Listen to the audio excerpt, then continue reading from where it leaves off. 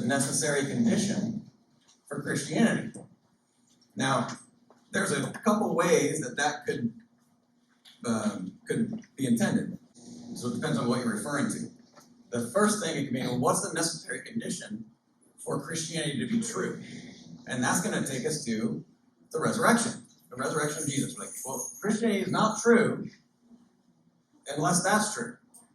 And if as Paul says in 1 Corinthians 15, if Christ has not been raised, our faith is worthless. And we say, okay, why is that? Well, because if he's not raised, then he's a dead guy. And if he's just a dead guy, then what are we doing?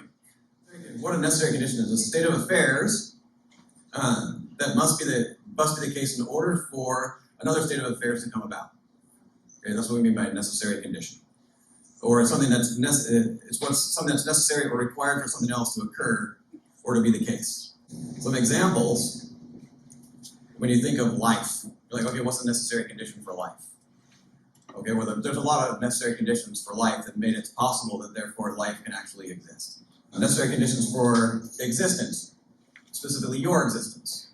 Right? You'd be like, well, okay, had to be these two people that procreate. Okay, that's necessary. Without that, then the next people never come. And thus none of us would be there. Okay, so that's a necessary condition. Or something like survival. You can think about human survival. Well, what's the necessary condition for that? Well, in order for humans to survive, well, we need water, oxygen, heat, all these things, and the list goes on and on when you put it together. Okay, so that's just examples of what we mean by a necessary condition. So now I started talking about the necessary condition for Christianity to be true. And that is, well, Jesus has to have risen from the dead. If he didn't, he's a dead guy, and this is worthless, as Paul says. The other way you can take it is, what's the necessary condition for Christianity to exist? How is it that Christianity exists as actually this player on the table of ideas, and that actually has significance that's worth being considered? Notice I'm not asking a question for it to be true or not. I'm saying just for it to exist, even if it's false. And for that, the issue is that, well, the tomb has to be empty. Now that's going to be related, or for the resurrection to have happened, it's going to have to have an empty tomb.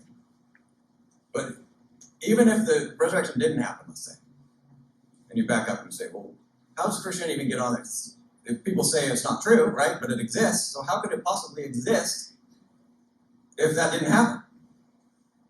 Being that that's the reason that people were believing it. And you realize, okay, well, it only could exist if there's actually an empty tomb, such that people think a resurrection happened. And they say it's false, okay, but they were convinced that there's one, that Christianity is true, and this message about Jesus is true, because there was an empty tomb as part of their evidence. What I'm putting together is, so the tomb has got to be empty. It's a necessary condition for Christianity, just to be. And it's going to give me confidence that, yeah, that's really the case. But I think I could make the case just by saying what I just said. I also want to point out there's some direct evidence for the tomb being empty. I've got 4 reasons for why we know the tomb's empty. Evidence that directly is telling us, okay, this is sensible to conclude that it is empty. It's within 7 to 10 weeks of the resurrection. The resurrection was first proclaimed in Jerusalem. Now that's really important where it was. Resulting in the birth of the church. Being in Jerusalem, it's in the same city where all the events, all these things took place with Jesus. And then you say, that's really interesting, because the fact that they're telling people he's risen in that city, it's inexplicable that people are believing it if the tomb was not actually empty. So maybe they've been tricked, but you're not tricking them if the body's in the tomb, right? Okay. Jerusalem is the one place in the world where you can check the facts. Let's go for a walk. Let's go over here and look, right? We can go look. And you can't be deceived if it isn't empty, because you get there and you say, what? It looks like there's a body in there. Let's ask the owner. And what's the owner say? Yeah, he's in there. Done. And if it wasn't empty, and you wanted to start a new religion based on Jesus resurrecting, and you're one of the disciples, what would you do? Whatever you come up with, it's not going to be stay in Jerusalem and tell people that he's risen when there's a body in a tomb over there. It's not going to be that. It's going to be something else. And You're going to go somewhere where no one can check the facts, no one can look into it, and you can just tell them. The second one is those who oppose the resurrection did not deny that the tomb was empty. They didn't say, "Oh, it's not empty, it's right there." No. We'd expect them to say, "Hey, idiots, look, it's right here." If the body was in the tomb. But all explanations assume the body's not there. The debate was, why is it empty? Third, it'd be irrational for these gospel writers and the apostles themselves to be saying, "Hey, the tomb is empty," and standing there and telling you in a crowd, knowing the whole time that the body's over there. I just hope nobody asks me about why that tomb has a body in it. You can't even be confused if the tomb's occupied. And then finally, due to the fact that no one, by testimony at least, actually witnessed Jesus leaving the tomb and coming out physically. Since no one actually has witnessed that, no one could have identified the resurrection that's taking place on the third day, right? Unless you actually found the tomb empty on the third day. If it was never empty, no one would be making claims as to when it was empty. They would just say it was empty. Oh no, I've seen that tomb. No, it was still occupied back then. It's not anymore. Right? But no, they say the third day. So those are things that are interesting to look at and say, okay, these indicate or point in a direction for us to say, okay, yeah, the tomb is empty. Does the tomb being empty mean that Jesus rose from the dead? No. Does it mean Christianity is true? No. All I'm saying is that's why Christianity became something significant and grew, and it was part of why people were believing it. Without the empty tomb, the point is Christianity doesn't even exist. I mean, as a false religion.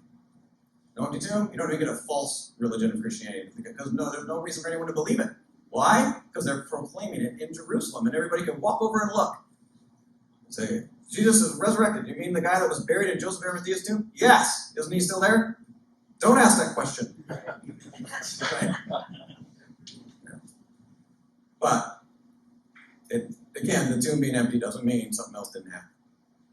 It doesn't mean that just because of that, it must have been a resurrection. And so, that's something we're going to get into more. Why would we think it's actually a resurrection? And that's a question we want people to be asking, right? That's what we want to talk about. And it'd be great if we could talk to them, if maybe somebody's like, I've had a conversation with them, like, well, you don't even know that tomb was empty. Okay, well, we talk about that. And that's great. But then you get to, okay, if that's got solid reasoning, then why would I think it's a resurrection? Good grief. It's quite the claim. But anyway, so I'm going to leave it there as a little snapshot. Introduce John Noyes, and he's going to do our next session, which is a role play. So I thought about just not telling you that. Let's just, right? Telling you that he used to be this, or not that he used to be an atheist, but that he is one, and he's our special guest. I thought about doing that, but we won't. And John's going to take us into this role play known as an atheist encounter.